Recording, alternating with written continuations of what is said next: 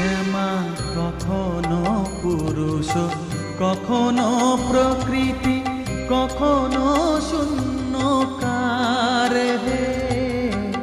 কখনো পুরুষ, কখনো প্রকৃতি, কখনো শূন্যকার হে।